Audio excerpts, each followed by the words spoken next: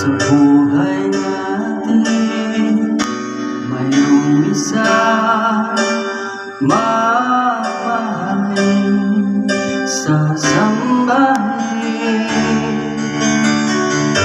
Sa buhay natin mayroong isa puputahin sa lahat at ibigin ng tapat, ngunit sa di sinasadyang pagkakataon at para bang ika'y nilalaro ng panahon, may isang makikilala at sa unang pagkikita may tunay na pag-ibig na madarama.